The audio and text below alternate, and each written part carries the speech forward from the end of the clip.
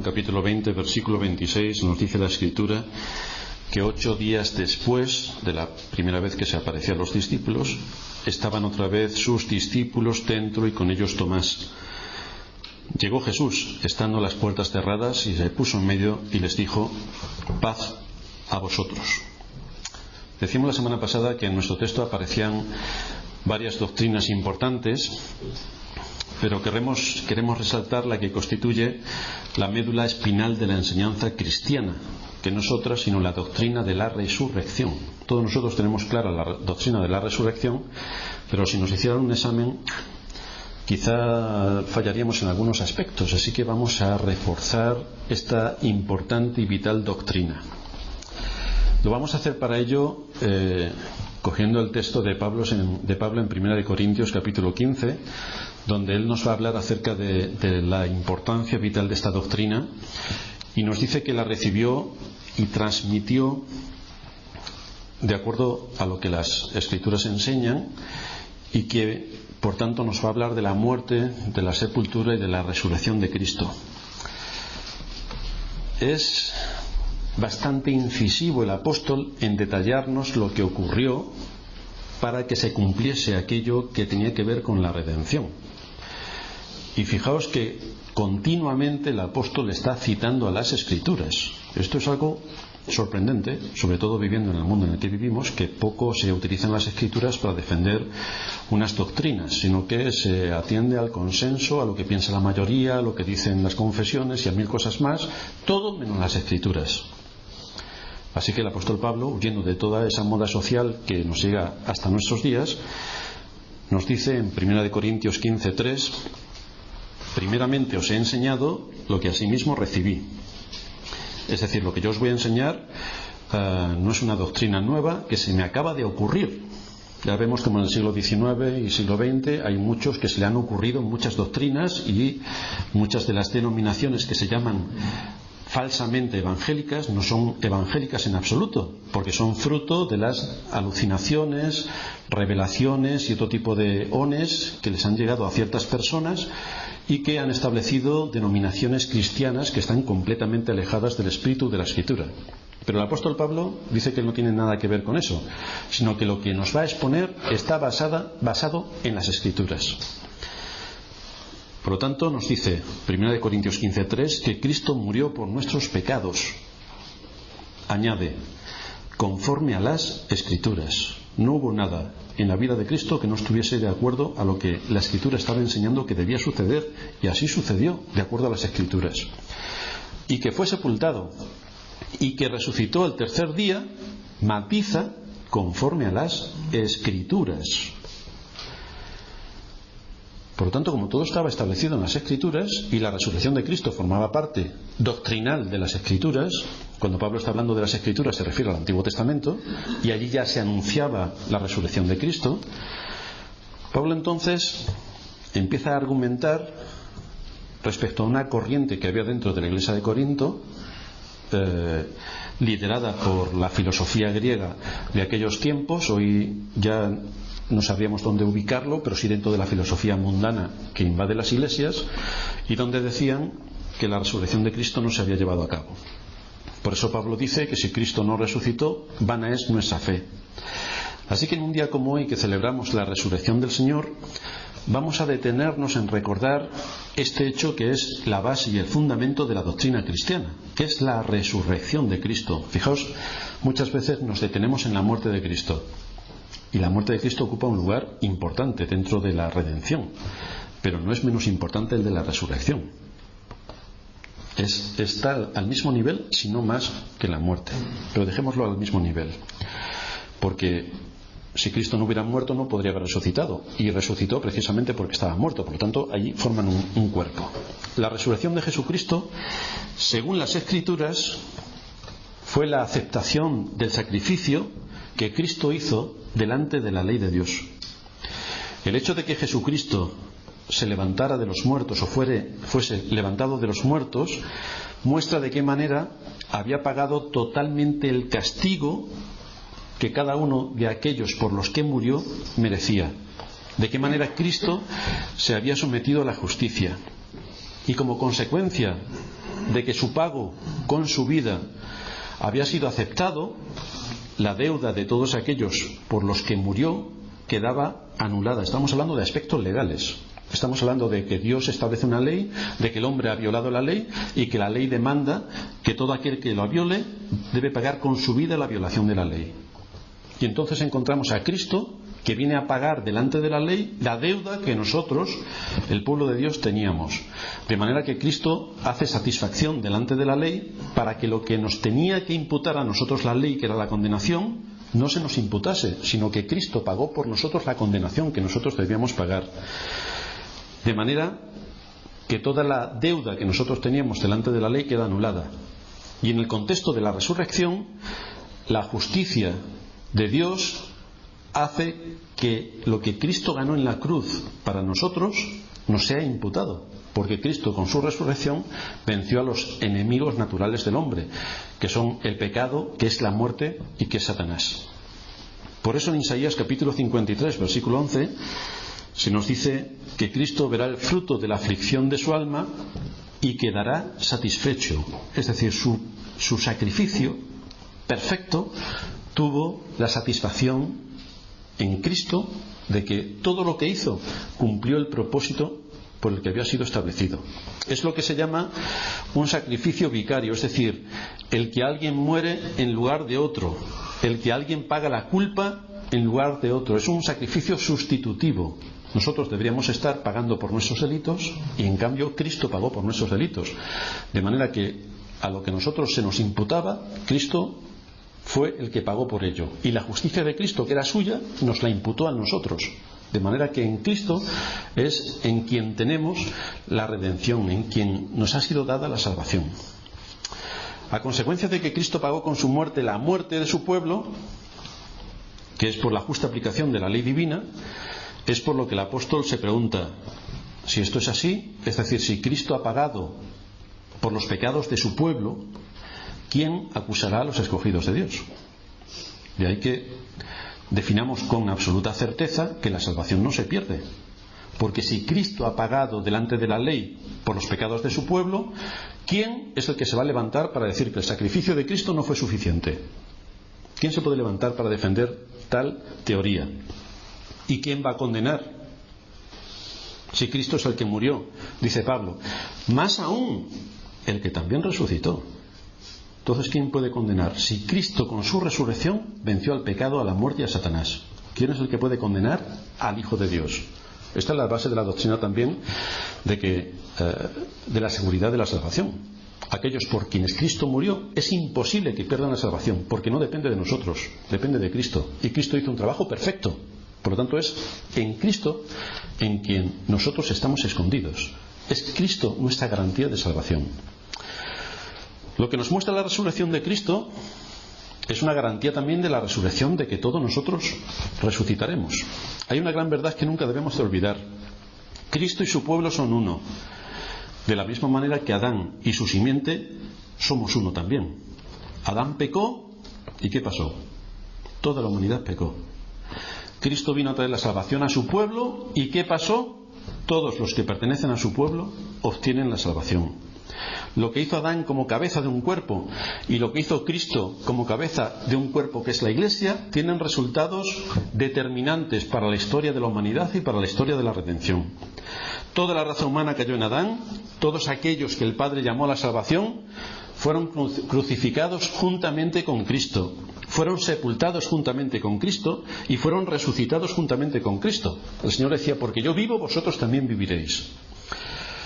Por eso nos dice la Escritura en Isaías 53:6 que Jehová cargó en él el pecado de todos nosotros. ¿Y a quién se refiere el profeta cuando dice el pecado de todos nosotros?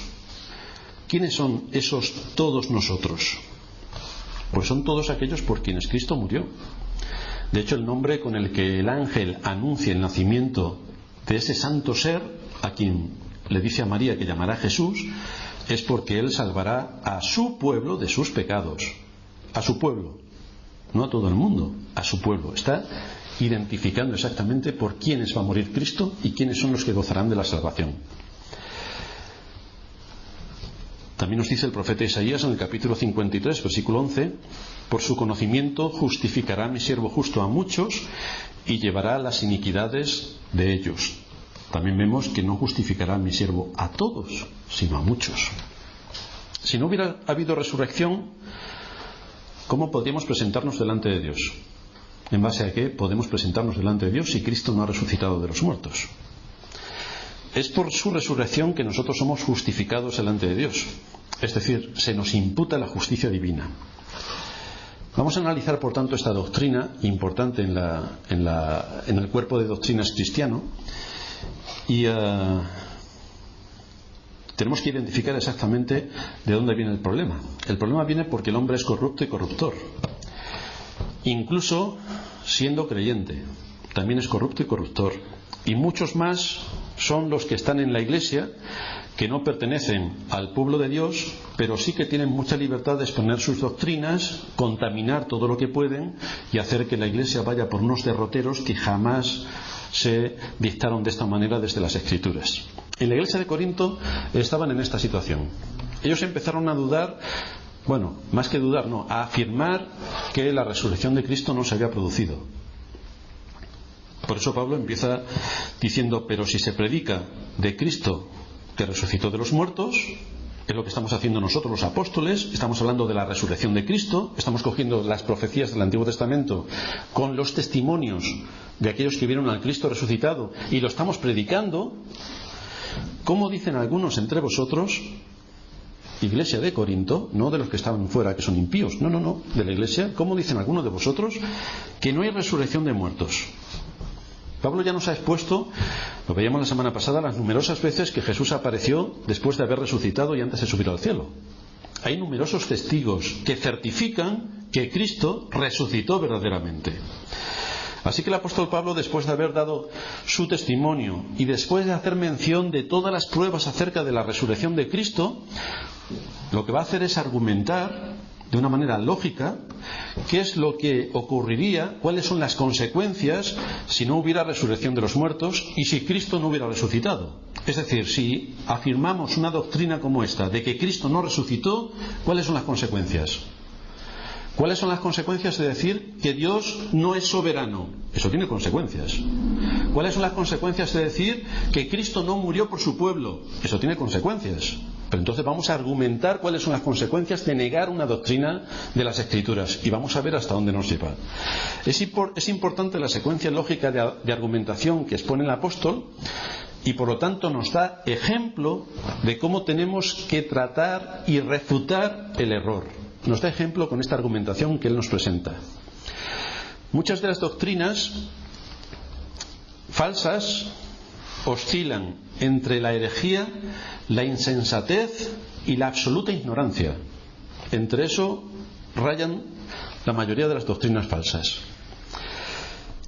Pero nosotros tenemos que argumentar bíblicamente y ver cuáles son las implicaciones a las que se llegan con semejantes doctrinas para hacer comprender bíblicamente, con todos los respetos, al ignorante o al malintencionado la causa de su error. Pero tenemos que exponerlo, tenemos que enseñar y por lo tanto cuando nos ponemos a refutar una doctrina falsa tenemos que tener todo el armamento para exponer la doctrina verdadera. Y eso es lo que va a hacer Pablo. Pablo se dispone a demostrar que la doctrina de la resurrección es una verdad fundamental y que si fuera eliminada toda la estructura de la salvación desaparece. Por lo tanto no estamos hablando de cualquier cosa. Pablo va a exponer las implicaciones y eso es lo que nosotros deberíamos también hacer cuando nos exponemos delante de doctrinas falsas, analizarlas delante de la persona que está exponiendo esas doctrinas falsas para ver las consecuencias que trae esa doctrina a nivel de implicaciones dentro del cuerpo de doctrinas de las Escrituras. Pablo dice: ¿cómo dicen algunos de vosotros que no hay resurrección de muertos? Antes ha estado demostrando Pablo, por medio de los testigos, por medio de lo que dicen las Escrituras, que Cristo había resucitado. Y ahora pregunta por qué algunos de los que están en la congregación de Corinto niegan la resurrección. Aquí hay un matiz interesante, porque ellos realmente no rechazaban la doctrina de una manera tajante, sino que la estaban reinterpretando, es decir, Cristo había resucitado de manera espiritual. pero no una resurrección de muertos como tal. Enseñaban que con Cristo ellos también habían sido resucitados de los muertos el día en que fueron bautizados, porque sabéis que la inmersión significa la sepultura y el ascender significa la resurrección. Esto es lo que ellos generalmente querían decir por las influencias de la filosofía pagana. Pero de esta forma, para ellos, la resurrección era un asunto que ya había acontecido en ellos mismos también. Había acontecido en su propia experiencia y por lo tanto no tenía importancia respecto al futuro.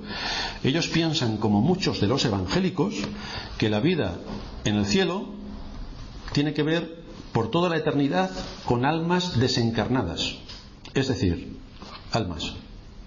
La vida en el cielo es solamente las almas, y efectivamente tiene que ver con las almas en lo que llamamos el estado intermedio, hasta que venga la segunda venida de Cristo, donde los cuerpos serán resucitados y unidos a sus almas. Pero en nuestra patria celestial, cuando Cristo establezca su reino, seremos personas con cuerpo y alma, físicamente, como Cristo nos muestra en su resurrección, que él también tenía cuerpo. Por tanto, aquí se estaban hablando de muchas cosas que tenían consecuencias graves. La filosofía griega, como decía, había influido de tal forma en estos miembros de la Iglesia que ellos argumentaban que el alma, que era inmortal, vuelve a Dios, pero que el cuerpo, que es mortal y todo el mundo sabe que es corrupto, se va a la tierra y se acabó. Ahí se acabó en su sepultura. Creían que el alma se levanta para estar con Dios y gozar de la vida eterna, pero que el cuerpo era completamente destruido. Destruido, dejas un cuerpo 200 años y no encuentras ni el polvo. Y esta era una de las ideas que ellos tenían acerca de la resurrección. Resucitamos espiritualmente, pero no entendían cómo se podía unir el cuerpo y el alma, tal y como la resurrección de Cristo lo había manifestado.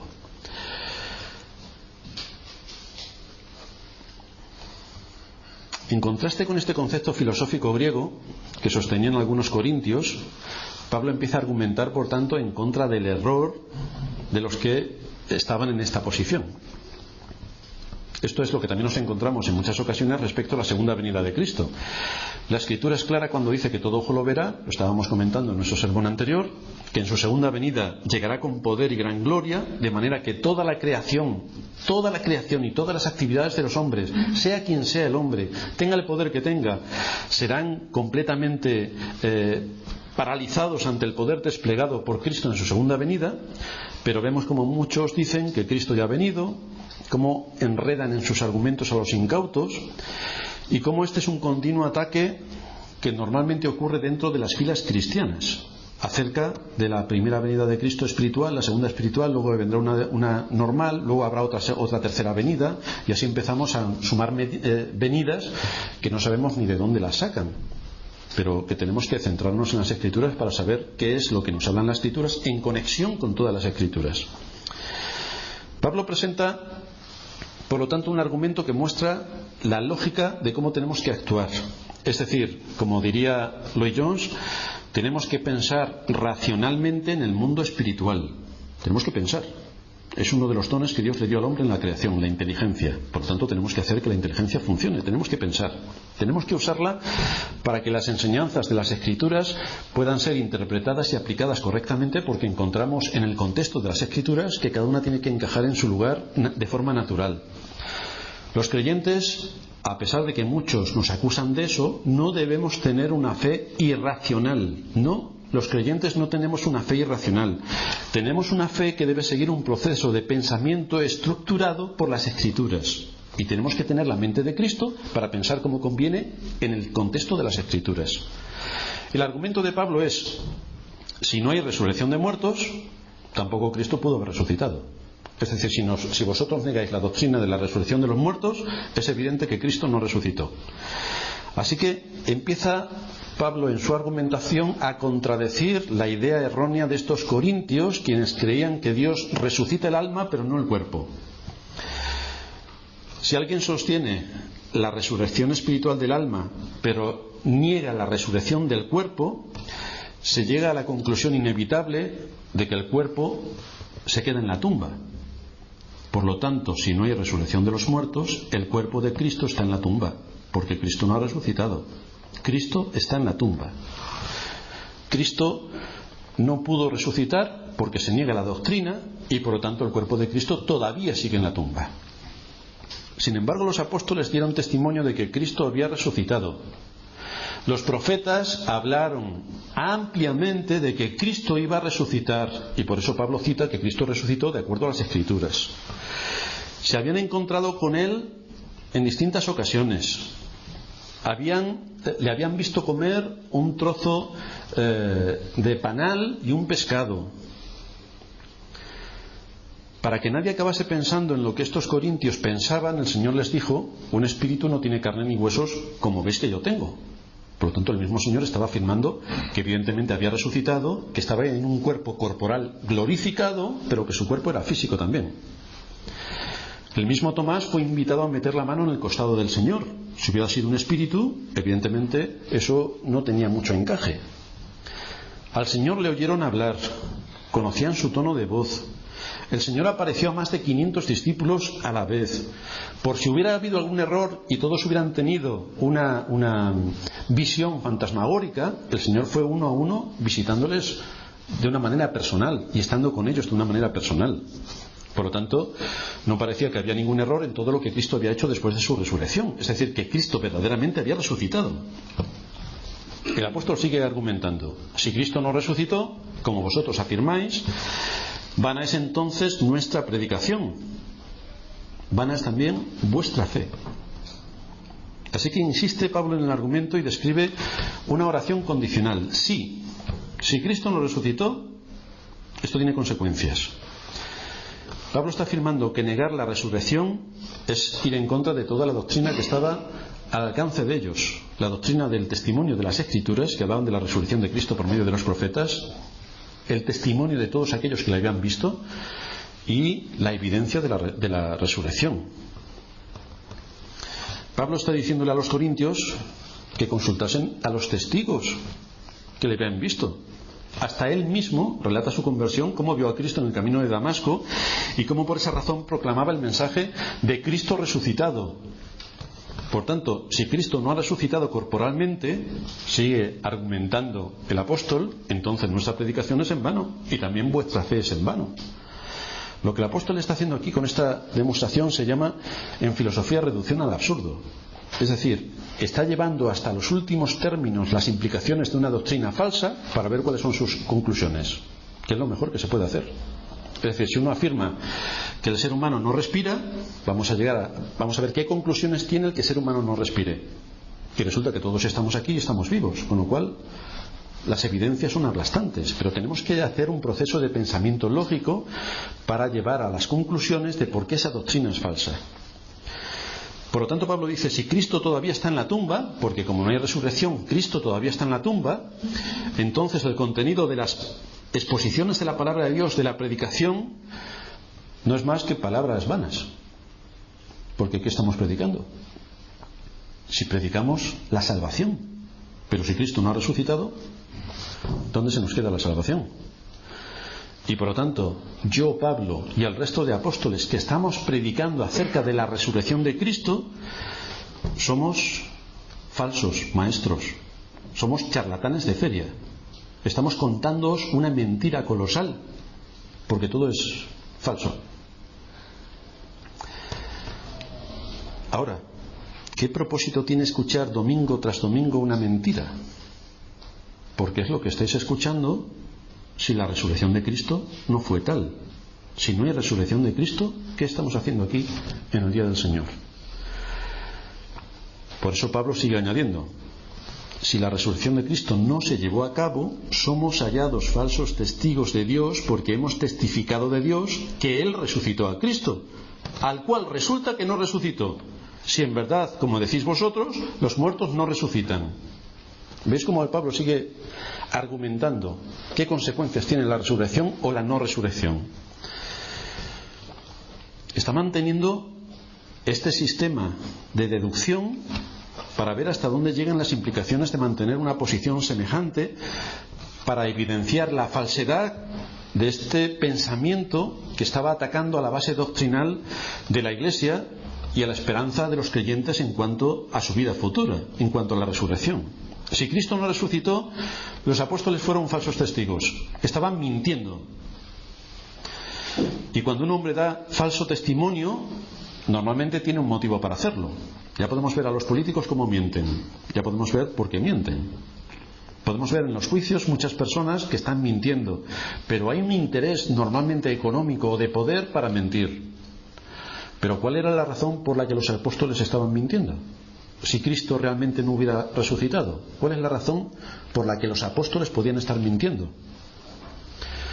Cuando los apóstoles empezaron a predicar en Jerusalén que Cristo había resucitado de los muertos, comenzaron a encarcelarlos y a matarlos. ¿No parece que eso sea muy consecuente con decir una mentira? Porque si sabían que diciendo esta mentira los iban a matar, hay que ser muy tontos para decir una mentira sabiendo que te van a matar. Por lo tanto, no parece congruente ni encaja el que los apóstoles estuvieran predicando acerca de la resurrección de los muertos si fuese mentira, cuando resulta que estaban pagando con su propia vida por predicar esa doctrina. Los que sobrevivieron a las persecuciones daban el mismo testimonio. Fueron expulsados y expatriados y fueron hasta los últimos lugares del Imperio Romano por causa de la doctrina de la resurrección. Tuvieron que viajar a tierras lejanas y allí donde fueron llevaron la antigua historia de la resurrección de Cristo. Cristo ha resucitado de los muertos verdaderamente. Este es el cuerpo central del mensaje cristiano. La resurrección del Señor estaba inseparablemente unida a la resurrección de los muertos, porque Cristo resucitó, nosotros resucitamos. Pero si no hay resurrección de los muertos, ni nosotros resucitamos, ni Cristo resucitó. La resurrección de los muertos consuela al creyente, porque su esperanza está en Cristo. Lo que hizo Cristo en la cruz con su muerte y lo que ocurrió con su resurrección es la garantía de todo lo que nos espera a nosotros como creyentes, que obtendremos la salvación, que entraremos en el reino de los cielos. Por lo tanto, Pablo sigue argumentando, porque si los muertos no resucitan, evidentemente tampoco Cristo resucitó. Los que niegan la doctrina de la resurrección lo que hacen es tratar a Dios de mentiroso, porque Dios sí que ha anunciado por medio de sus profetas que Cristo iba a resucitar de los muertos al tercer día. Los apóstoles sí que estaban proclamando el mensaje de la resurrección de Cristo de los muertos. Así que negar una doctrina tan vital como esta para la vida de la Iglesia y para la esperanza del creyente es tratar a Dios de mentiroso. Es de una gravedad colosal.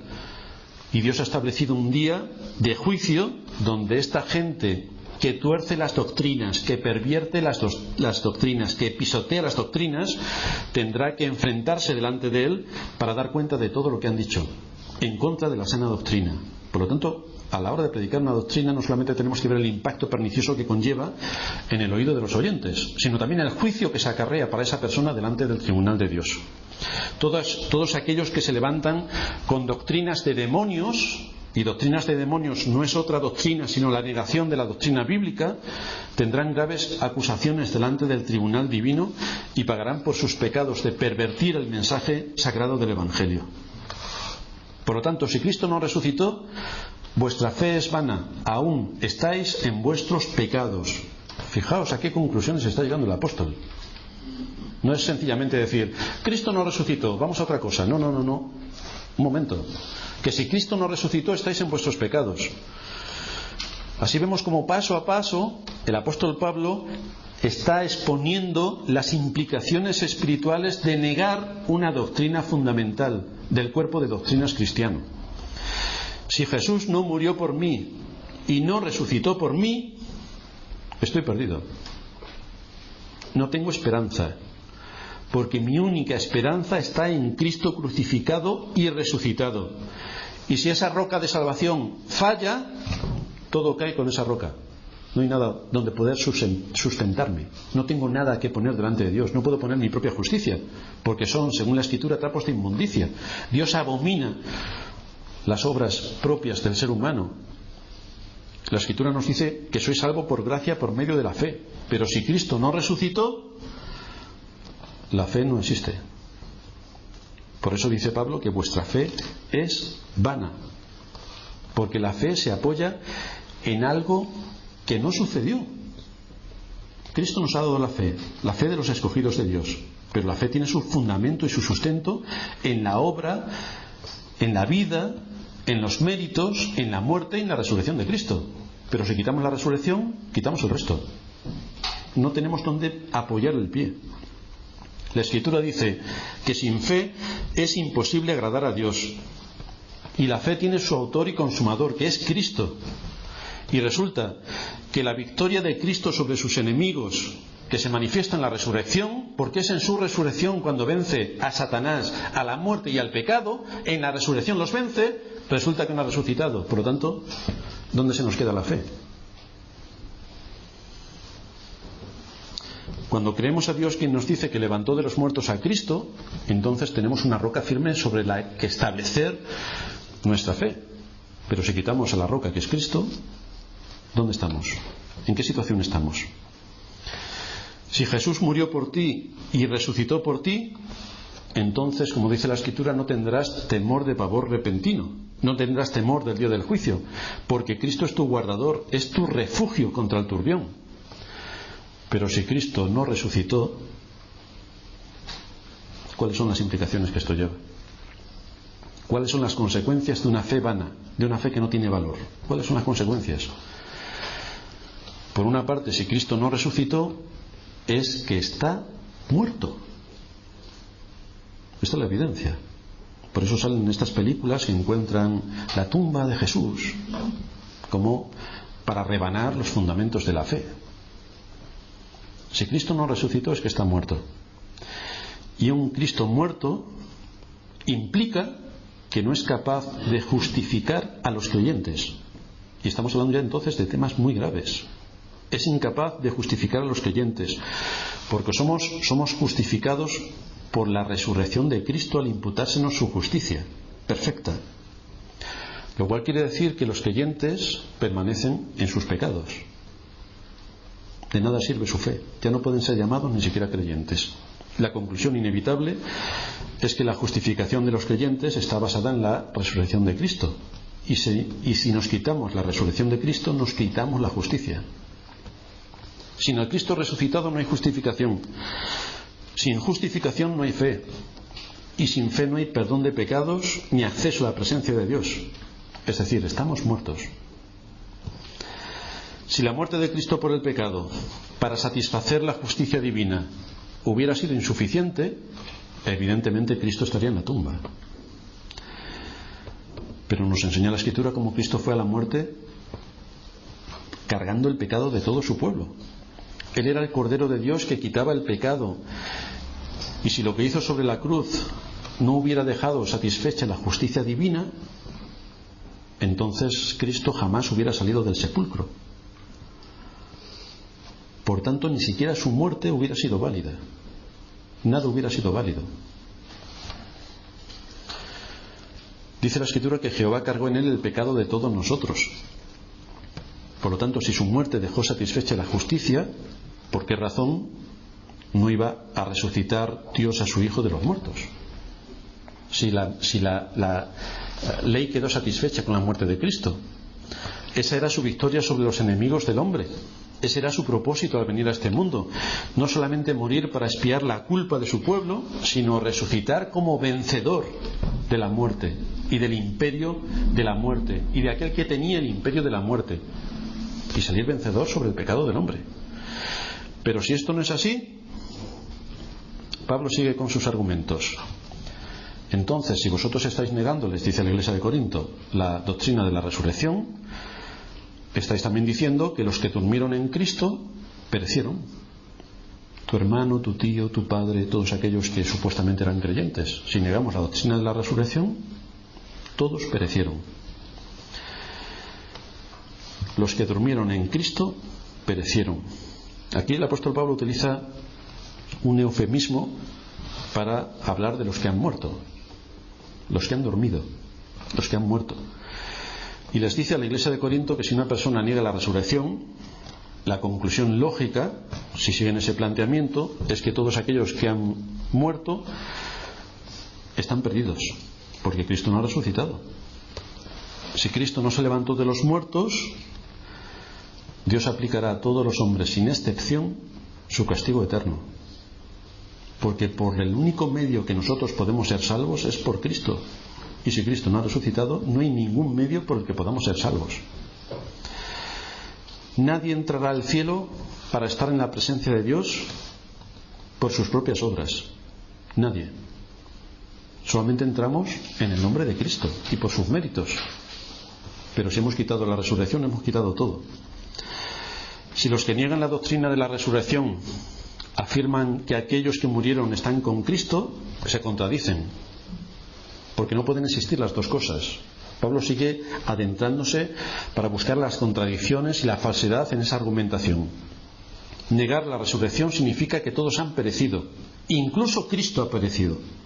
No ha vencido a la muerte, no ha vencido a los enemigos del hombre. Él vino para vencer y resulta que no ha vencido. Sin embargo, los corintios sí que creían que sus seres amados estaban con Cristo. Por lo tanto, Pablo les está evidenciando que lo que ellos están pensando respecto a lo que luego ellos creen en algunos asuntos no encaja, se están contradiciendo. Así que les lleva a ver lo falaz que es su pensamiento. Tienen que entender que si los creyentes mueren en Cristo, Cristo mismo los recibe en el cielo. Porque Cristo ha resucitado, y porque ha resucitado puede recibir a los creyentes en el reino de los cielos. Y esto es así por esa increíble obra que Él llevó a cabo en la cruz, y esa increíble y todopoderosa obra que llevó a cabo el Espíritu de Dios resucitándole de los muertos. Por esa razón, y si negamos la doctrina de la resurrección, Pablo nos dice que si negamos la doctrina de la resurrección, es que en esta vida somos los más dignos de conmiseración de todos los hombres, porque estábamos esperando en Cristo cuando resulta que Cristo no ha resucitado. Entonces, ¿qué es lo que hemos estado haciendo en este mundo?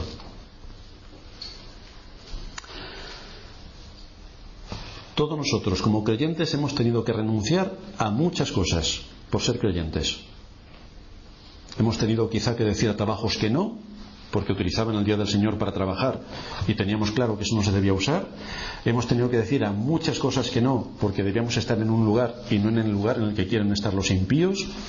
Hemos tenido que obedecer los mandatos del Señor y sus mandamientos. Hemos querido hacer evidente nuestra profesión y elección, y eso requiere una negación continua de lo que nuestro corazón desea y someternos en obediencia a los mandatos de Dios. Hay mil cosas en las que la gente del mundo encuentra satisfacción, y en casi todas ellas el cristiano no está.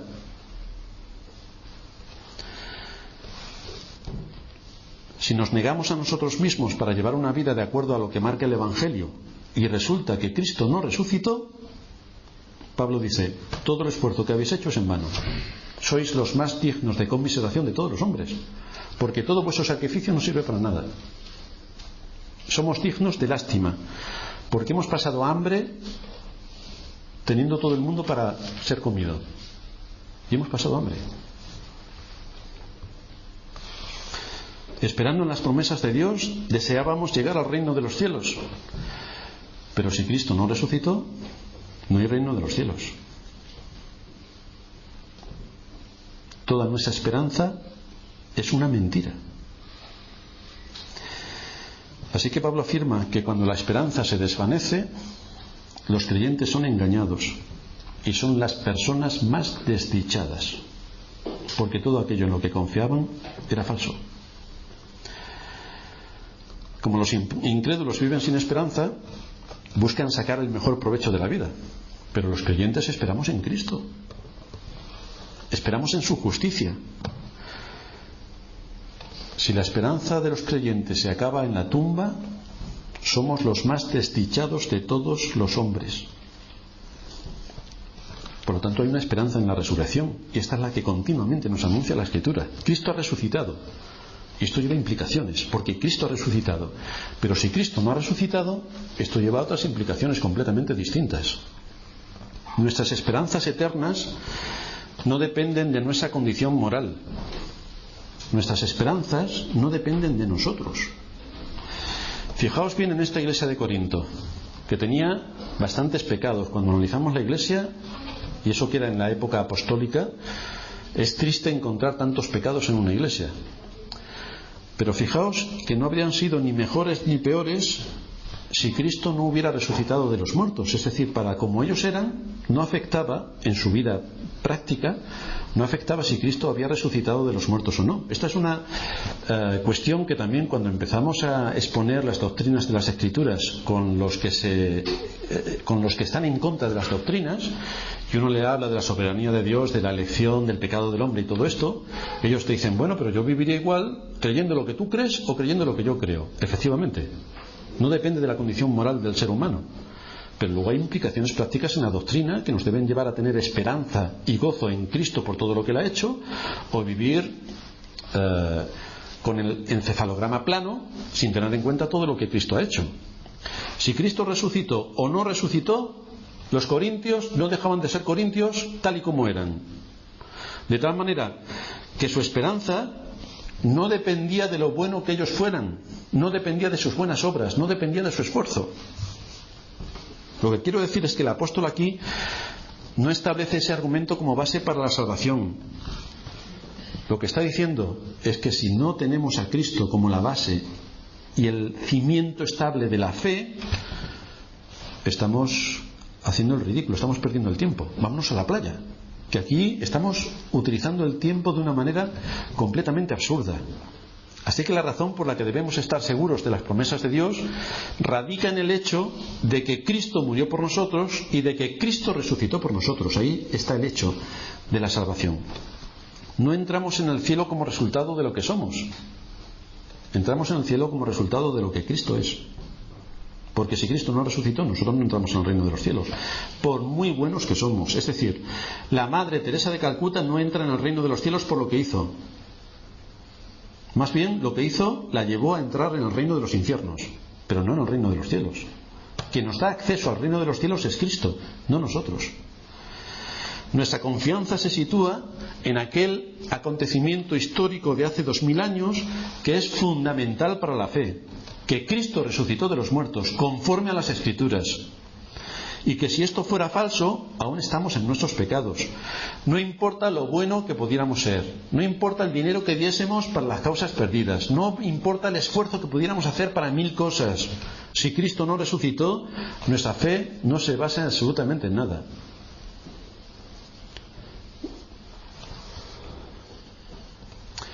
La conclusión a la que nos lleva el apóstol es que si Cristo resucitó y tú tienes fe en el Cristo resucitado, tu fe no es en vano, no estás en tus pecados, y por lo tanto esa fe es la que te lleva a la salvación. Tu esperanza, por tanto, no está en tu propia justicia, sino en la justicia de Cristo. Él es nuestra justicia, Jehová justicia nuestra. Él es el que pone delante de Dios, delante del tribunal divino, su justicia para que nosotros, que somos injustos, seamos hallados justos.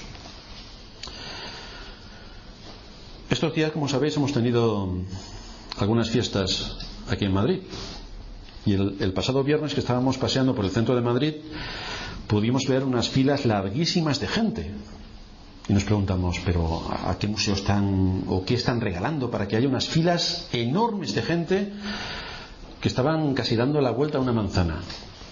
Y oímos a una señora que le estaba diciendo a otra, que le había preguntado exactamente qué es lo que hacía allí, aquella gran cantidad de gente en fila.